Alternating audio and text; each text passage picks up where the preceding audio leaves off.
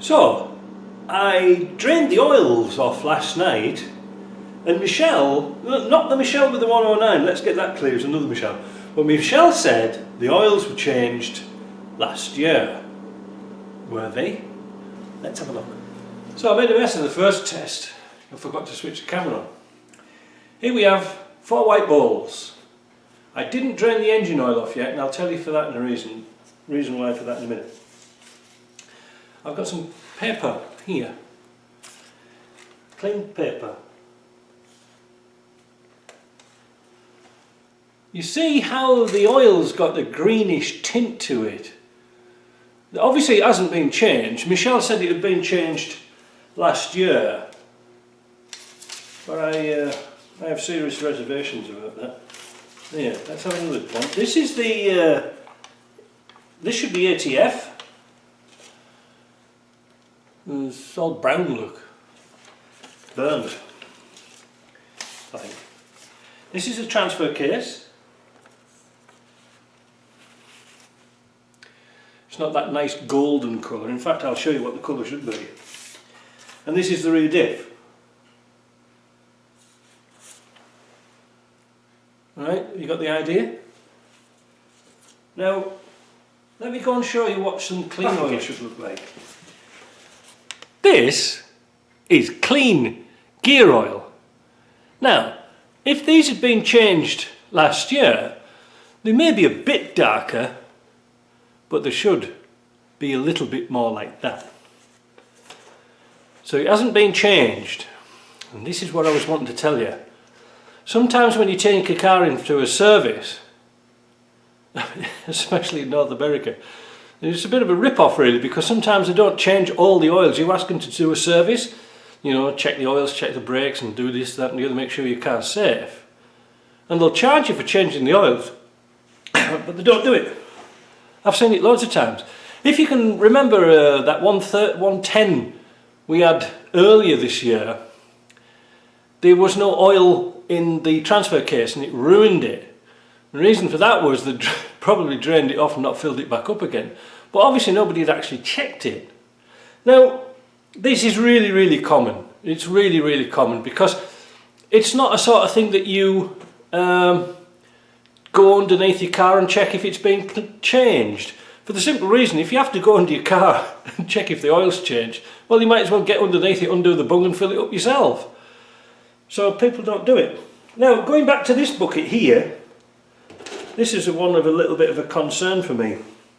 This is out the front axle, and you can see here it's sort of got a greeny tint to it.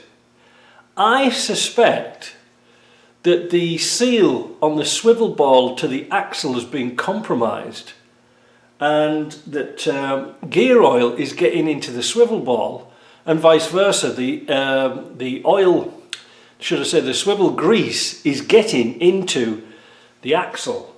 Now, this would account for when we saw the swivel ball, it looked oily underneath. So I've got a sneaking feeling it needs to have a little tiny O-ring, not an O-ring, an oil seal replaced between the swivel ball and the axle casing. Not a big deal, but it gives us a chance to wash it all out, and we'll take note of that. Alright, so now today I'm going to fill up the gearbox, the transfer case, and the front axle again. Or am I? Yeah, no, I'm going to fill up the front axle. But the rear diff I'm going to leave for a little while, because I don't know if I'm going to take the casing off, the cover off, and have a look. Sorry I'm all spluttery this morning, I've just got up. Anyway, I've got the starter back. I'm going to give it a quick lick of paint. They said the starter, it needed new brushes and bearings, but everything else was fine, and they've checked it and tested it and given us a year warranty on it. So this is another reason why I don't do them. So I've undone the bolts of this flange, and listen, like that's in the diff, but pay attention to here. Now I'm just going to take the circlip off this.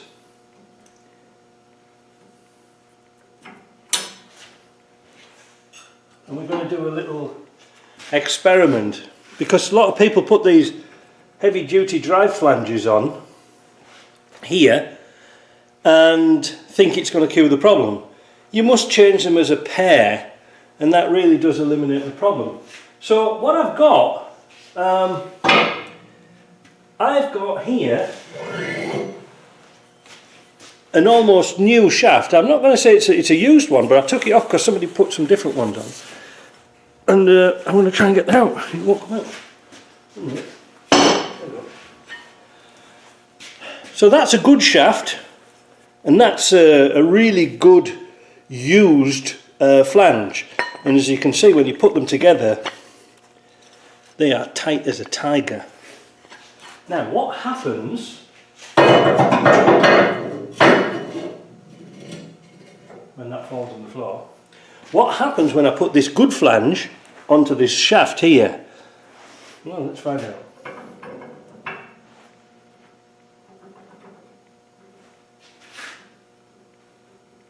The play is reduced, but not eliminated. Now, if we put this flange,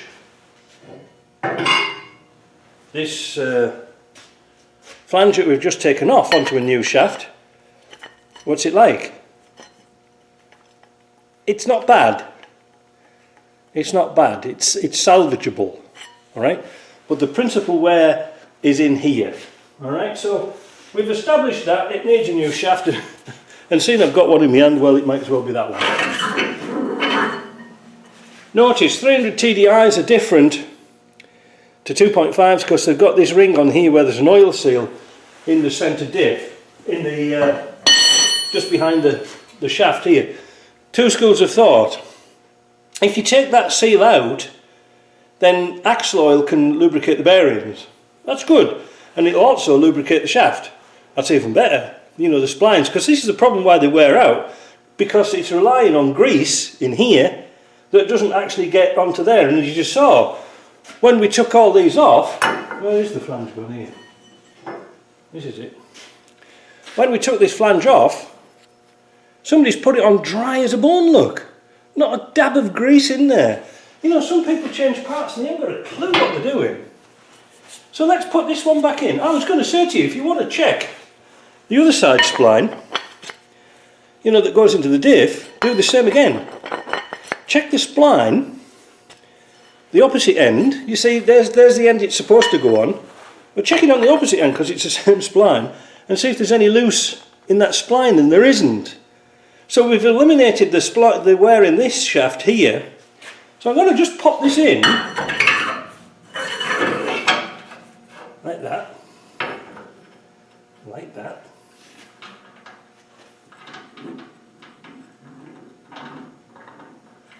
Alright, is it going to go in? Oh, I know, I've got the other side off as well, so it won't really tell as much. But if you can see there, when I turn that shaft now, it's eliminated an awful lot of that play. But, as always the case with my jobs, there's always more to this than meets the eye. So I'm going to use that shaft, saves importing one. I'm going to get the light set up, I'm going to have a look at these bearings. The bearings in here have had moisture in them. Can you see the hub nut is rusty? There's hardly any grease in there at all. I don't know why people build these up and they put just like a spoonful of grease in. The bearings themselves feel good, but I think today's job is pull this lot off, clean up the bearings, inspect and re-grease. He said that the other side it's had new bearings in. Well, I'm just going to have a quick look. But what I'll do is I'll pull this to bits. I'll disconnect the brake hose, I'll clamp the flexible hose here.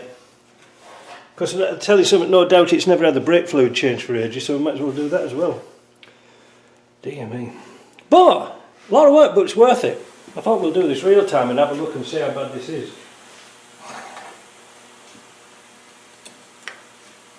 Get the washer off.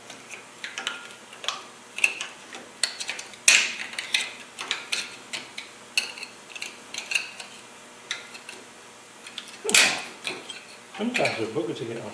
Right, throw that over next door's fence. And see how much grease is in here. And see the colour.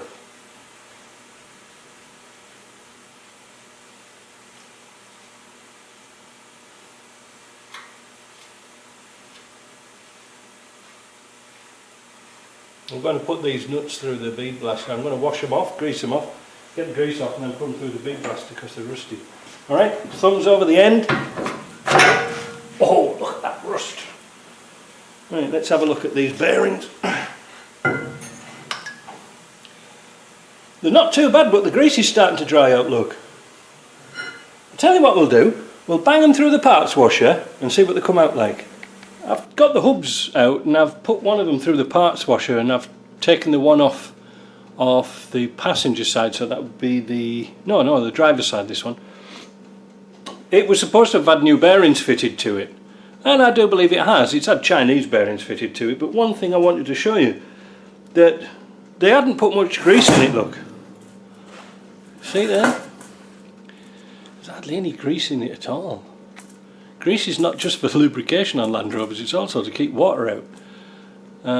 As you can see there. Now the other problem was the seal, and you can see how the bearing, the seal has been rubbing on the axle stub, and the reason for that is they haven't set it down far enough.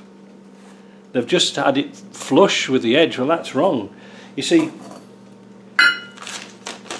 if you get a good quality seal, that one's a Corticore, and it's actually got it written on here, this way to stub axle, and then it's got, oh wait a minute here, fit to depth of 4mm. Now I had my old friend JP to machine me a flange, because if we put that on like that, see like that, that depth is 4mm. So all we did was face off a flange and made it, you know, like turned it here, and then faced it off down to 4mm, and that is a perfect tool for installing your seals. So that's wrong. What else have we found? Well, the other side, the bearing was not too clever. It was okay, but I've noticed in spots it was starting to pick up, so it really needs a new bearing. And also, wait a minute, it might be in this one.